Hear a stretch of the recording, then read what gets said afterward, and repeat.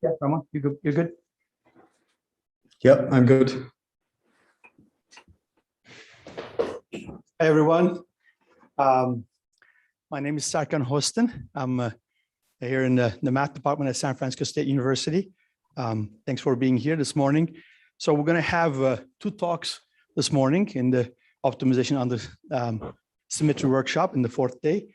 Raman Sanyal from University of Frankfurt from Germany is joining us this morning, and he's going to tell us about the polyhedral geometry of pivot rules. All right, so Raman, go ahead. All right. Thank you very much for the introduction, and thanks a lot for the invitation. Can you hear me? All right. Yes, we can hear you. Perfect. So also hello to everybody who is currently at Simon's. Rest assured that I envy every single one of you. I was so much looking forward to participating in the workshop in person, but well, that's currently difficult. Okay, nevertheless, I'm happy to tell you about a very exciting project that is, I want to say coming to an end, but that's not true. It turns out that this project keeps on giving. This is about the polyhedral geometry of pivot rules of the simplex algorithm on linear programs. And I figured that it seems that I'm maybe even the only one who's talking about linear programming and linear optimization in the whole workshop.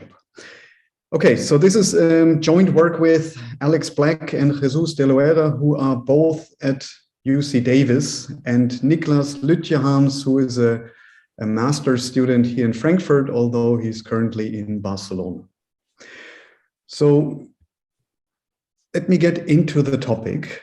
I want to talk about linear programs and the simplex algorithm and explain or give a new perspective on pivot rules and, well, hopefully then running times at some point in the future of the simplex algorithm. So let me set the stage. So a linear program, or LP for short, is I optimize a linear function given by some vector C, and I optimize it over all such x that satisfy a finite system of linear inequalities that I denote by ax smaller equal to b. This is a class of, I guess it's a waste of breath to tell you that linear programs are important and used in, in everyday applications. And one of the oldest and still very important method to solve a linear program is the simplex method, which is not really an algorithm, but more a whole framework of algorithms that solve an LP, but the magic ingredients for an actual implementation is the pivot rule that I'll explain a little bit more in a second. And you have to supply the feasible basis, so you have to give it a starting point, and from there on, it will try to find a maximal solution to the linear program. I'm more of a geometer and less of an optimizer. So the perspective that I want to offer on the simplex algorithm is from a geometer's point of view.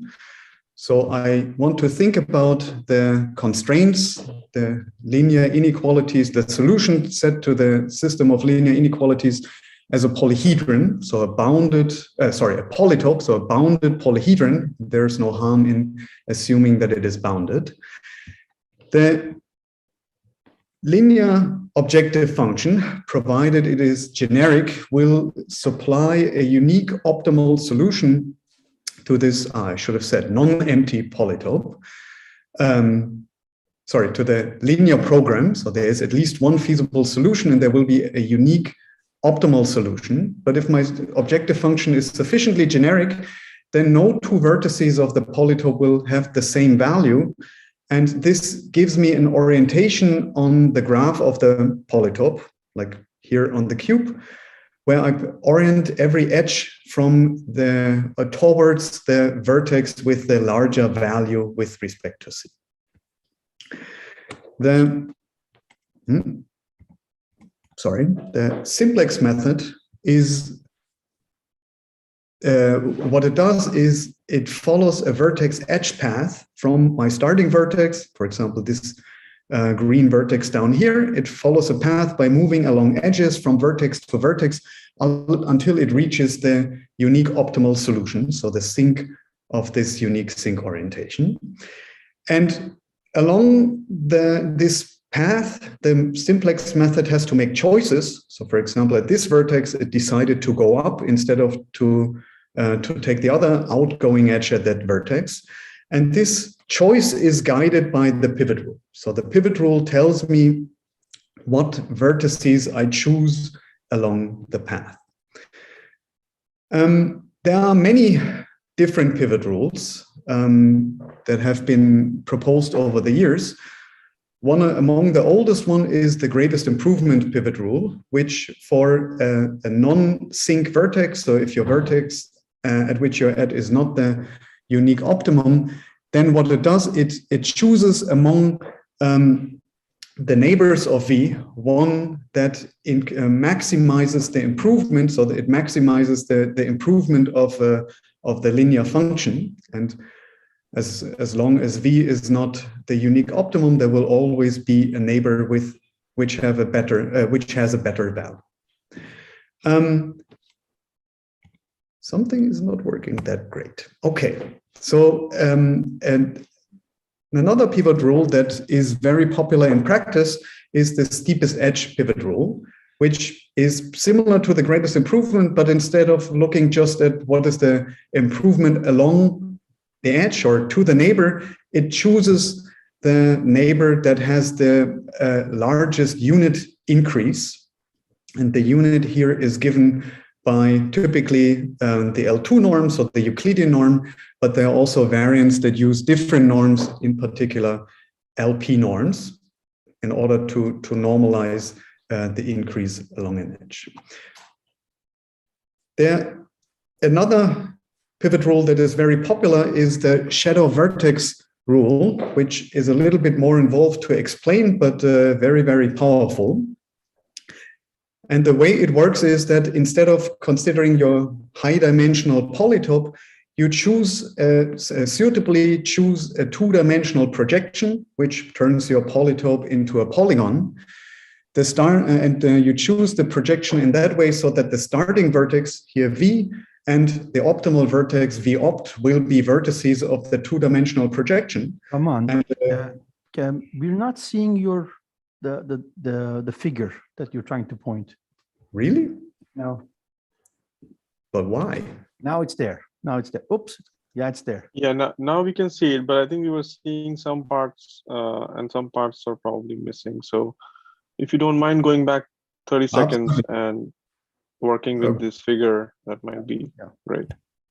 Right. So I don't know what the problem is. If you see me pointing at something that's not there, please interrupt. Okay, so now you see the figure. The shadow vertex rule, as I tried to explain, is it uses two-dimensional projections. So you have your starting vertex V here, you have your optimal vertex V opt over there. And what the shadow vertex rule does, it chooses a suitable two-dimensional projection, suitable in the sense that the image of V is a vertex and the image of V opt is also a vertex of this two-dimensional polytope. On this polygon, it's clear how to move from that vertex to the optimal vertex. And if the projection is sufficiently generic, then this red path down here will uniquely lift to an edge path on the high dimensional polytope. And this is precisely the path that the simplex algorithm takes for the shadow vertex rule. So I said the important bit is to choose a suitable two-dimensional projection. I will say a bit more about that in a couple of slides. But the two-dimensional projection is given by, well, two linear functions, one of which will be the objective function C, which will make sure that the image of V opt is a vertex. But we need also make sure that the image of V is a vertex. And for this, you have to choose some auxiliary linear function W that you will have to choose depending on your starting vertex V. Okay, so these are 3 pivot rules. There are many more. For example, Norman Sades least entered facet rule and many more, all of which, as far as we know, have exponential running times. So for each and every pivot rule, well, okay, that's probably a bit daring to say that, but for many of the more popular pivot rules, there examples have been found that for which the simplex algorithm requires an exponential number of steps. So the path will get long depending on your starting vertex V. And I guess the holy grail of linear optimization, at least in some version, is to find a version of the simplex algorithm that runs in polynomially many steps. So I want to understand what pivot rules do on a given linear program. And in order to do that, what I don't want to fix the starting vertex. So in order to see what the simplex algorithm does with a fixed pivot rule, I can look at its footprint, which is just the collection of all simplex paths for all starting vertices V.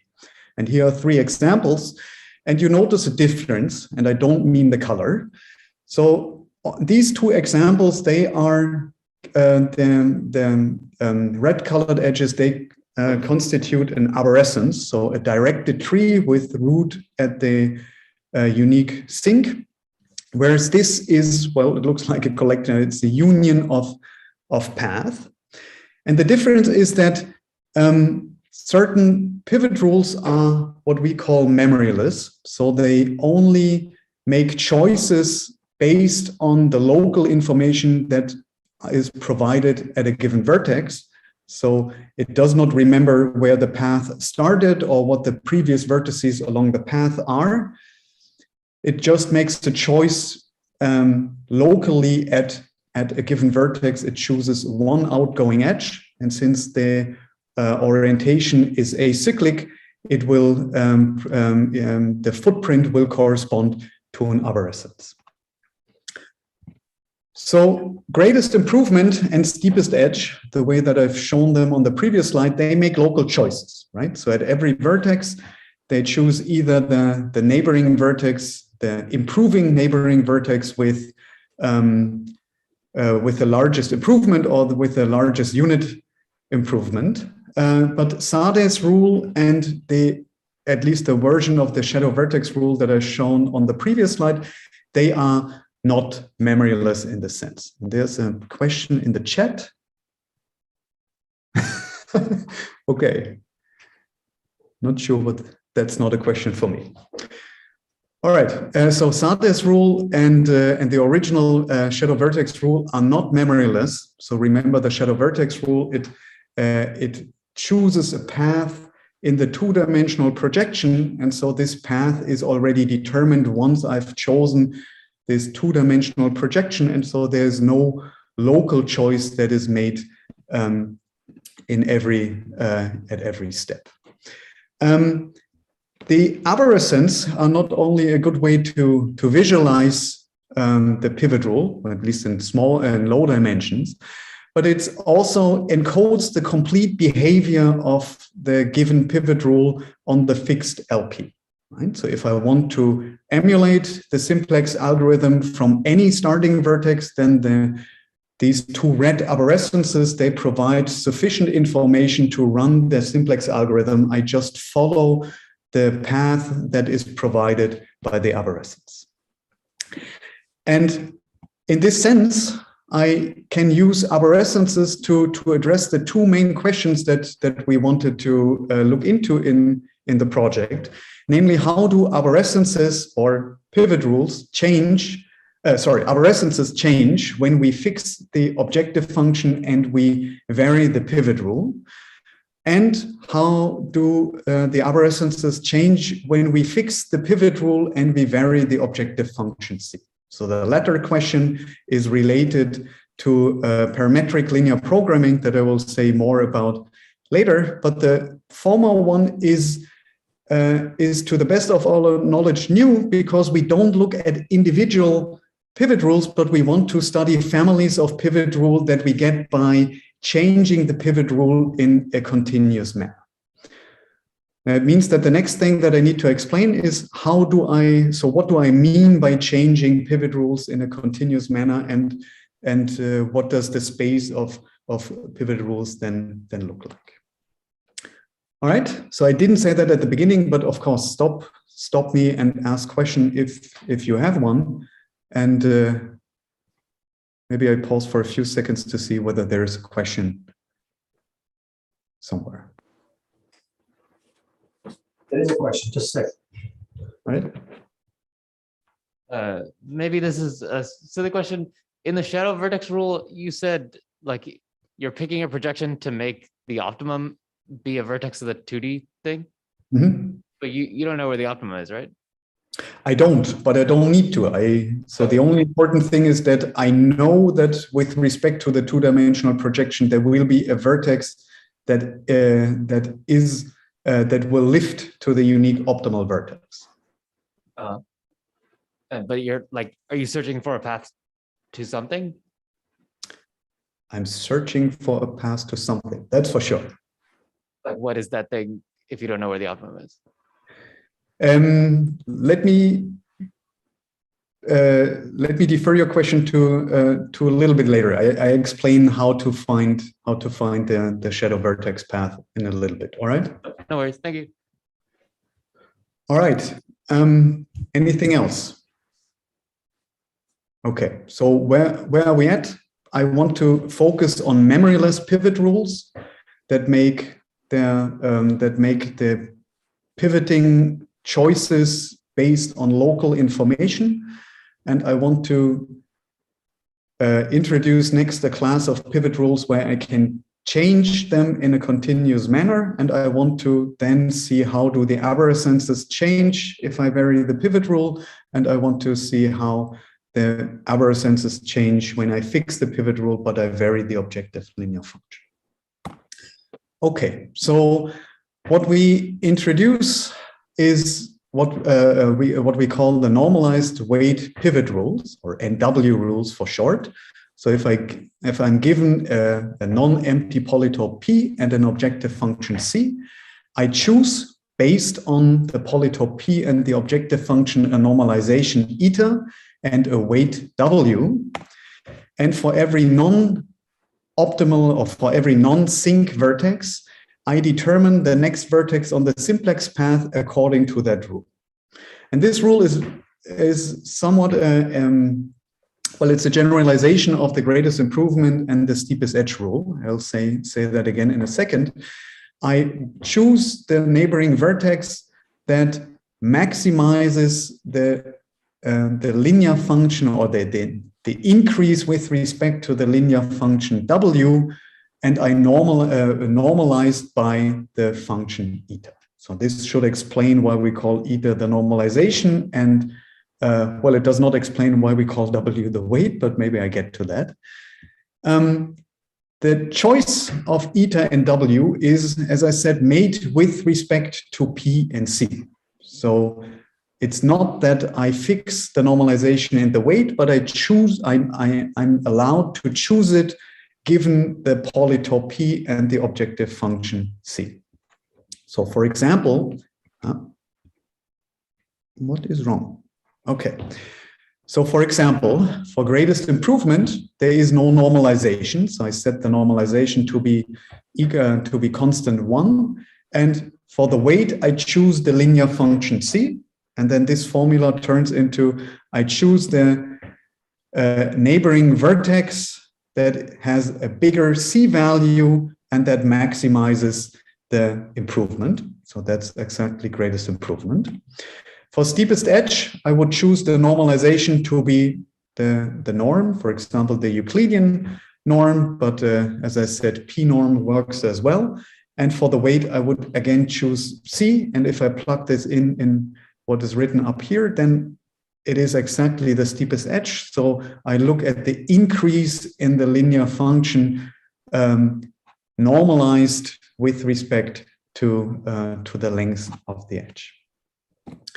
So many important pivot rules turn out to be NW rules, including the shadow vertex rule, which at least not, well, in a slight modification that I explain in a little bit. And this makes normalized weight rules a nice and big class to study. But we don't get all the memoryless pivot rules, right? So normalized weight rules form a strict subset of the memoryless rules. So first of all, normalized weight rules, they are memoryless. It just follows from the definition. For every vertex, the choice that I make is really just the local information given by the edge directions. But that since I only use the edge direction, this also shows that there is a certain limitation. So for example, this arborescence on the 3 cube can never be obtained from a normalized weight pivot rule, because at this vertex, and I'm just double checking, you see a 3-dimensional cube on my slides? You do. All right, great. So at this vertex, I see I have 3 outgoing edges.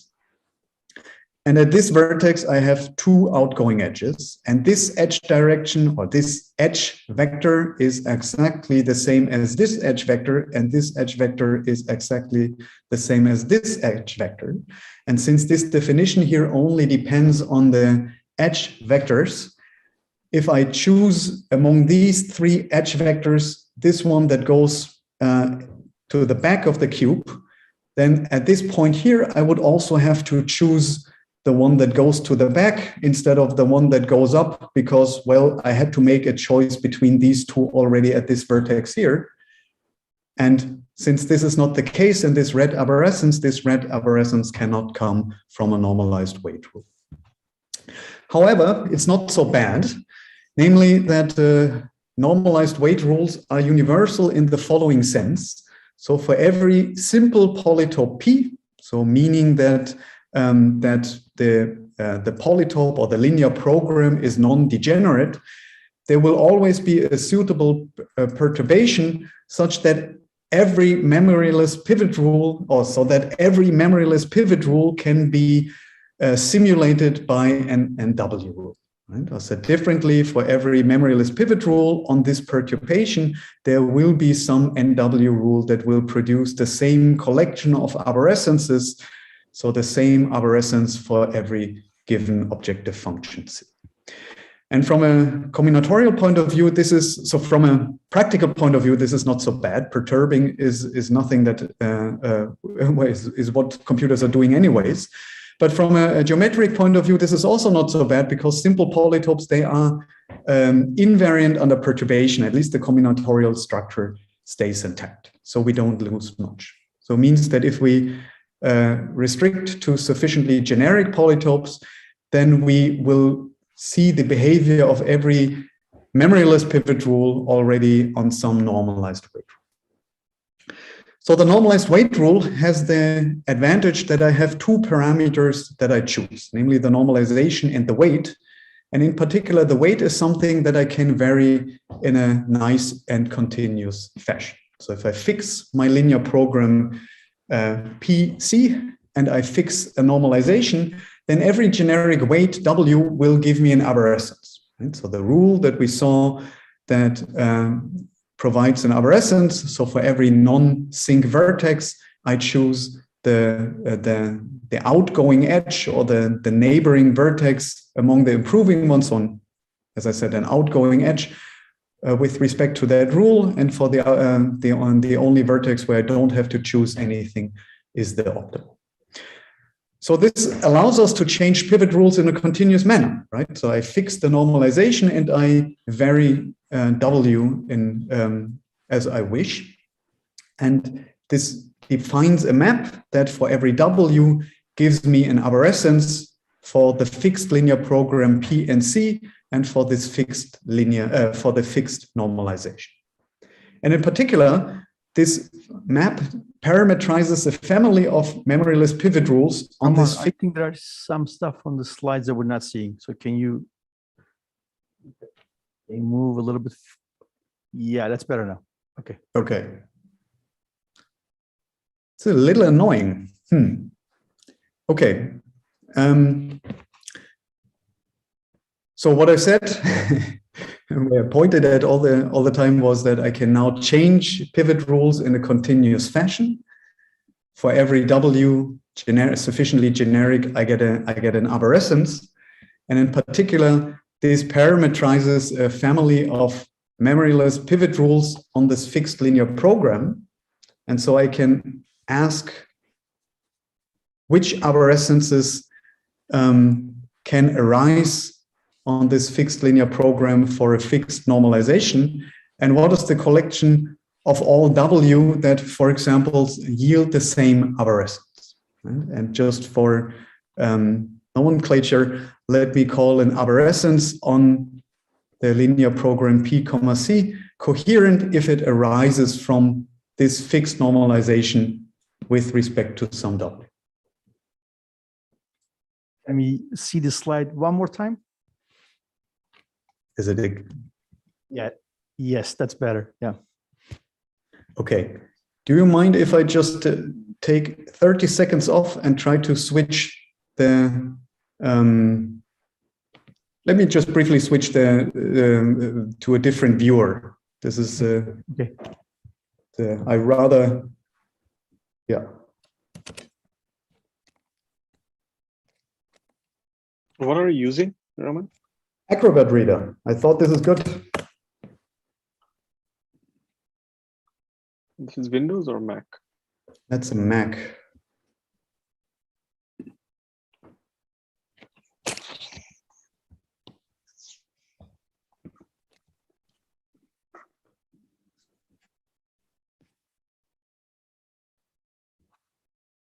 Right, I just need to find... Okay. Can you see my slides? Yes. Okay, let me not start over.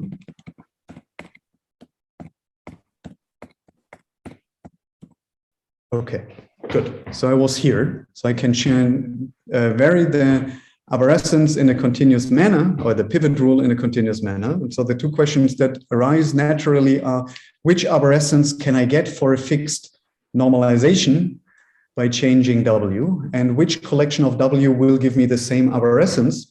And I want to call an arborescence on the polytope P with its oriented graph with respect to the linear function C coherent if I can find some W that gives me exactly that arborescence. All right, we're on the same page? Good. Yep. So the result that we prove is that there is a polytope that we call the pivot polytope, or the pivot rule polytope, with respect of for the linear program P and C, and with the fixed normalization eta, that has the property that two generic weights W and W prime will give me the same arborescence if and only if they give me the same vertex or face on the pivot rule polytope. So in brief, this means that there's a whole polytope worth of arborescences for a fixed linear program P, C.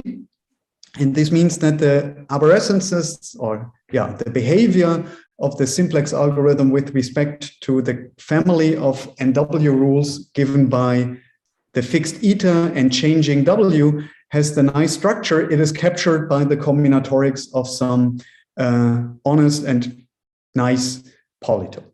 Right? And this gives us a lot of structure. So for example, we can study the sensitivity and in particular the number of different arborescences that we get on a non-degenerate linear program. So again, non-degenerate linear program means that the polytope P is simple. And for the simple polytope, we can, for the fixed linear function C, count the number of vertices within degree I, or the number of vertices of the polytope that have exactly dimension of P minus I outgoing edges, and this turns out to be independent of C. And a previous paper, Atanasiades, Jesus, and a PhD student of Jesus, they studied the number of arborescences that you can get in total, which is this large number in terms of the numbers HI. But for our coherent arborescences, we get a smaller or more refined upper bound in terms of the d minus first elementary symmetric function.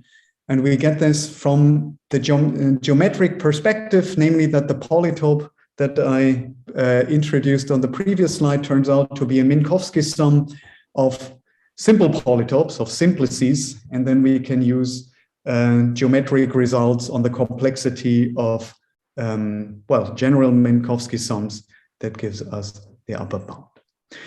Okay, so it means we get polytopes that represent the geometry and the combinatorics of NW rules. So what are these polytopes like? And before I do that, let me make up for my promise and explaining shadow vertex rule a little bit more thoroughly, and thereby introducing a generalization, which then turns out to be memoryless. Namely, what I said before is that if I have my fixed linear program P, C and a starting vertex W, then what I can do is I choose some auxiliary linear function. Sorry, I have my vertex V and I choose an another linear function W that is maximized by V. This defines a linear projection, which turns my high-dimensional polytope into a polygon. And the way that I've chosen W means that the projection of V is a vertex of the polygon, and the projection of the unknown optimal vertex V opt will also be a vertex of the projection. I don't know which one, but I can find it by starting at the projection of V and then following the increasing C coordinate and decreasing the slope of the edge that I take starting at pi of V. And I don't know who asked that question in the audience, but I hope this at least gives some sort of an answer. I don't know where the optimal value is. I don't know where the optimal, the projection of the optimal vertex is, but I can still find it by just making local steps. In the projection, I choose outgoing edges, improving C and decreasing in slope. We're good. All right. So if I explain it in this way, I hope I can convince you that I can generalize this rule of taking maximal slopes to all vertices. Namely, if I not look at the projection of the whole polytope, but just of the graph, then this will be a mess. It will look a little bit like this. But if I zoom in on every individual vertex, then I see a point from which there will be edges emanating, some of which in the increasing direction of C and some of them in the decreasing direction of C. But among the vertices, among the edges that emanate from this vertex here, there will be one that has the largest slope. And I can pick this edge from this vertex, and since I assume that my projection is generic, this vertex here, this here does not have anything to do with genericity of projection. Since this vertex comes from a vertex of my original polytope P, and these edges are also edges of my original polytope P, I just chose an outgoing edge of this vertex in P, and this defines a memoryless pivot rule, namely, for every vertex V, I look at all the improving neighbors and I choose the neighbor that has the largest slope in this two-dimensional projection, and the slope of this direction is just given by the quotient of W of U minus V relative to C of W minus U minus V. All right. So this gives me a memoryless pivot rule, or actually an NW rule, that in particular will have this path here from pi of V to pi of V opt. And so what this says is that the max slope pivot rule generalizes the vertex, shadow vertex rule, and is therefore a memoryless generalization of shadow vertex rule. Right? So the original shadow vertex rule does not qualify as a memoryless pivot rule, but this max slope rule, which generalizes it, is memoryless because I only make choices locally if I want in this two-dimensional picture. Okay, so this max slope, and in particular shadow vertex, has a relation to what is called... Just a second, there's a question. Oh, yeah. Okay, now I have a question about the shadow vertex. So when you do this projection now, so you're doing this projection only with respect to your current vertex, right? And then you decide to just walk towards the optimal, the projection of the optimal in a neighbor vertex. And then at every step you choose a W. Is that correct? No, that's not correct. In the original shadow vertex rule, you choose one W, and this W will give you this two-dimensional projection. And from this, you will determine it will determine this red path in the two-dimensional picture. Oh, so you go with this projection, and then you just keep looking at the facets on the top and then trying to figure out, oh, which other vertex gives me the projection, and then you just look at, and then you keep going, but with the same projection. Exactly. Oh, okay. But the problem is that in this original version, I don't, for example, for this vertex here at the bottom, I don't get information how I would walk along a simplex path, right? Because it is not the vertex that is maximized by the second coordinate in the projection. Right. In particular, all the vertices that land in the interior of this two-dimensional polygon, they also don't get any information how would I proceed from that vertex on. And this is why we do this generalization. So instead of looking at the polygon, we look at the projected graph, if you want. And locally at every vertex, there will be outgoing edges, and every edge has a slope. And for every vertex, we pick the edge with the maximal slope with respect to the two-dimensional projection. And in formulas, this is exactly that. Oh, okay. So then I have another question. So why do we care about the interior points in this polygon that you have? Because can't we just, if we use pivot rules, like, can we not always select don't we know that there's always a neighbor of V such that pi of V will go to the next one, like between pi of V and pi of opt? Or no? I'm not sure I understand the question. So the way that I introduced pivot rules, or the pivot rules that I want to worry about, is that I don't really care what the starting vertex is.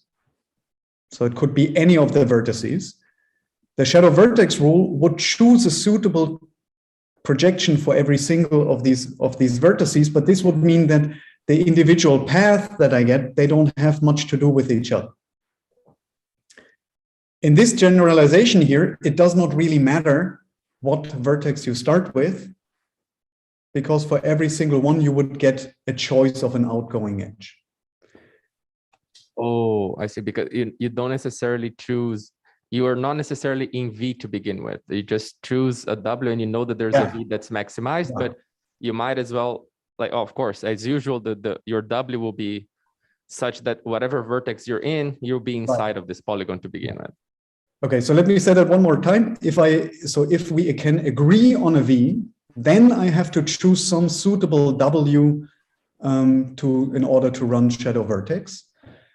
But here I don't need to choose a different W for every vertex, but I can still get a memoryless pivot rule in the sense that for every vertex, I will make a deterministic choice and only need to look at local information.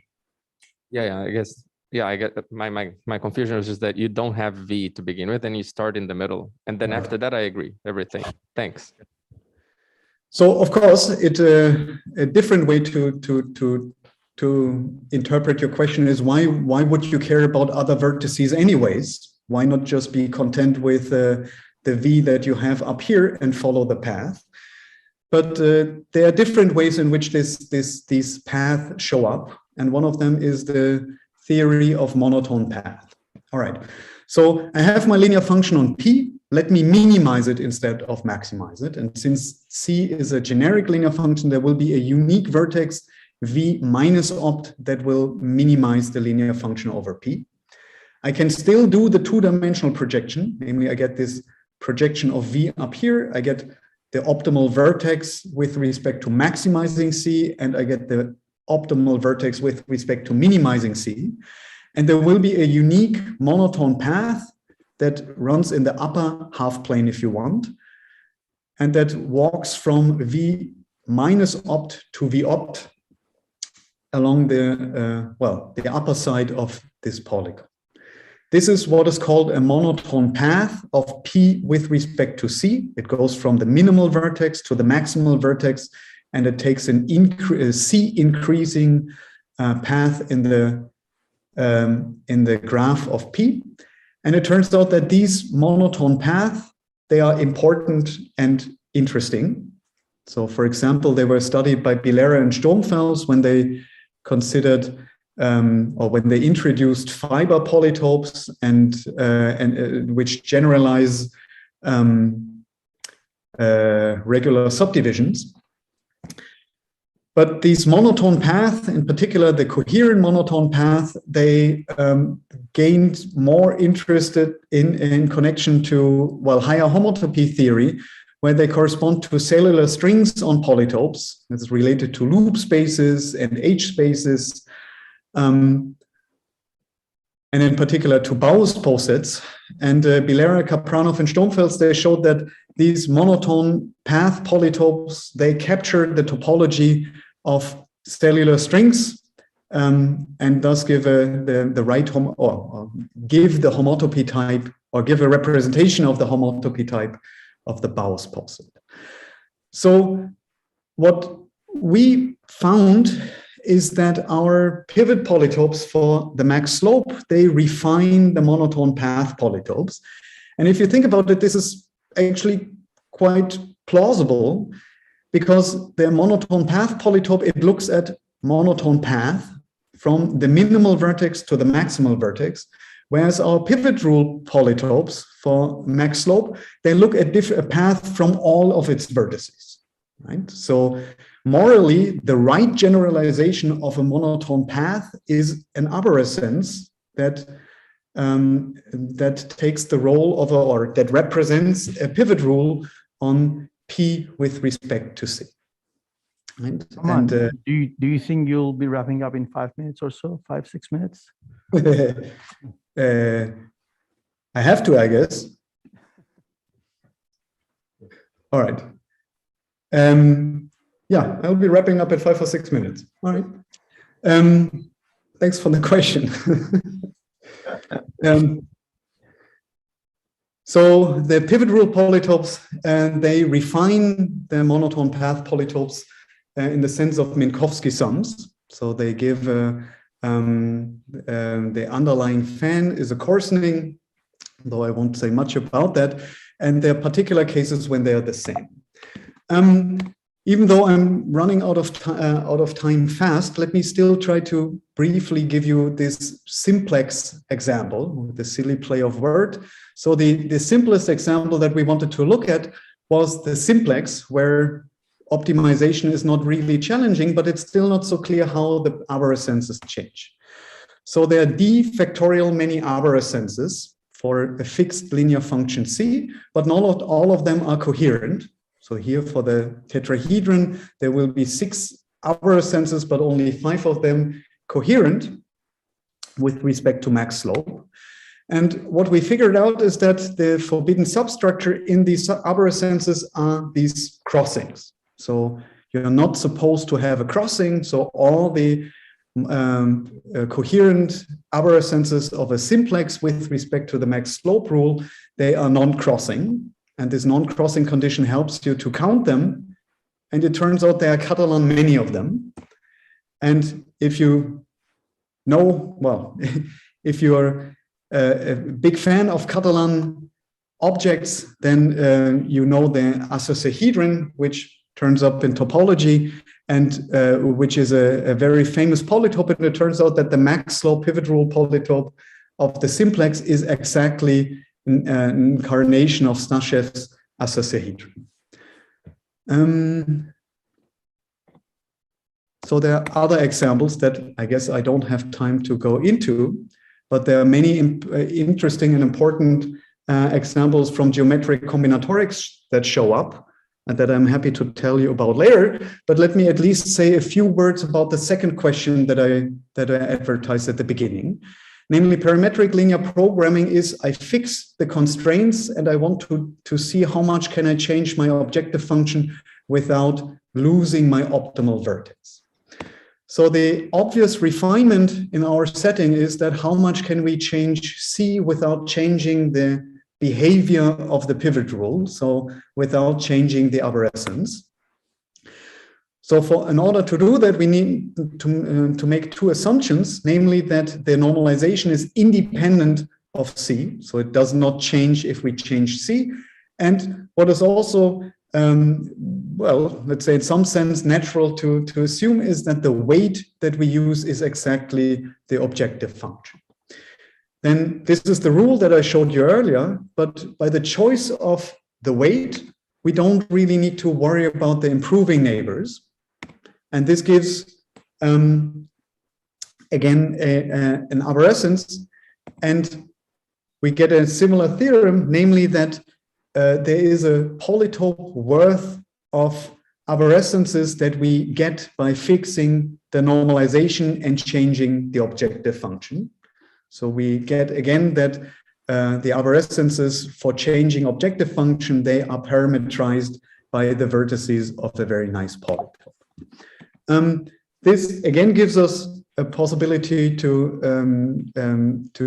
understand numbers and more of the sensitivity. Let me see whether I want to say that. Probably not. It turns out that there's an interesting connection to orbit polytopes with respect to reflection groups, where they combinatorially relate to something very classic, namely order types and admissible permutation that were introduced by Goodman and Pollack, and polytopes that have been studied in a number of different contexts, most recently by Philippe and Padrol in the perspective of sweep polytopes. And we can again get refinements and equivalences for certain, for certain types of groups. Let me not tell you about the greedy structures and instead wrap up. So what I tried to tell you and didn't do it in a, let's say, in a timely fashion, is I wanted to convince you that memoryless pivot rules are nice and get you basically all the important and interesting rules on linear programs that normalized weight pivot rules give a way to continuously parametrize pivot rules, in particular all memoryless on suitable perturbations, that the change in arborescence or change in behavior of the pivot rule is governed by two interesting polytopes, the pivot rule polytope and the neighbortope, whose geometry allows us to give numbers on or bounds on the number of coherent arborescences, and to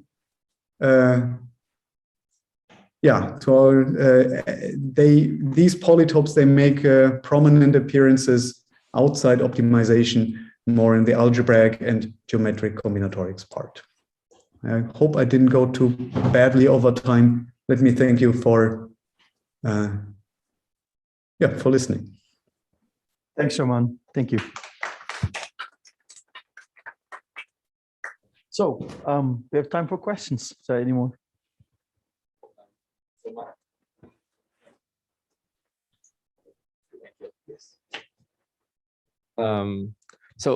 One question that I have is there any, are there any kind of computational directions? I mean, this geometry is really nice and beautiful. I think it's, is there any way to relate all those objects now to computational complexity of the simplex for those pivot rules, or? I guess my honest answer is we don't know yet. So it would be very interesting to understand more about how the arborescences change. And for example, to see whether we can recover some of the, for example, the smooth analysis of the shadow vertex rule from this new perspective. So for example, changing the two-dimensional projection, or how much do I have to change the two-dimensional projection so that shadow vertex suddenly runs fast on bad examples? And another question is, okay, and even for like, do you know that even, let's say for a solved problem, even for the bad examples where we know like the pivot rules and that they take like exponential like complexity, do you know, like, can you also explain through the geometry, like why, like, can you see through the geometry side, like why would that be the case as well? Can you give a different proof of the lower bounds that we have for the different one, for the examples of pivot rules that we know?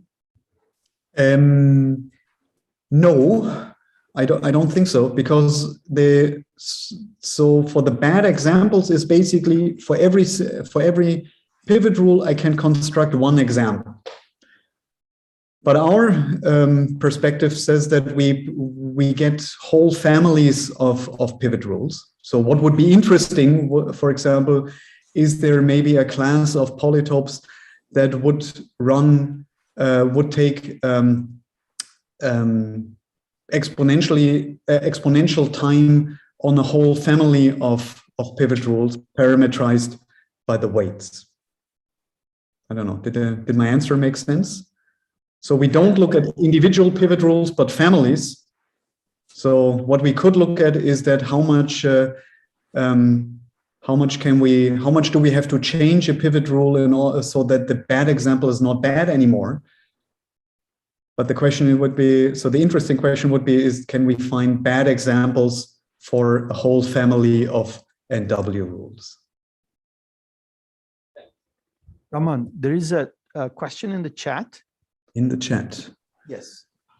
Could one hope to sample efficiently from the pivot rule polytope and prove an expected running time bound? That would be, so I think sampling shouldn't be so bad, but prove an expected running time bound, that would be great, but I have no idea how. And none of my co-authors, at least, is I guess they're all participating via YouTube. Not sure whether they would have more to say about that. Raman, I have one quick question. Oh, sorry, actually, somebody else has the question first. That's really a non-expert question. So let's suppose you would put some kind of ensemble on this rectangular matrix A that defines the polytope. What would you know about the distribution of these graphs which arise in your, I mean, these edge graphs? Is that something that's understood? Let's say when of course, for large dimensions, and for large dimension of X and an even larger dimension of constraints, you think of some random matrix A, and what can you say about the graph which arises? The statistics of the graph. It's a random graph, and can you characterize its statistics? I have no idea. I think I think that the question is maybe a little bit too broad. Right? So if you start with a specific matrix and you're looking at random perturbations, then depending on your distribution, nothing might change, because you start with a simple polytope, and simple polytopes mean that you can arbitrarily change or perturb the entries in a small radius without changing the combinatorics. Yeah, it's a great question, but I guess we would have to get a little bit more specific, and then the probability is still high that I'd say I have no idea. So maybe I have asked the last question.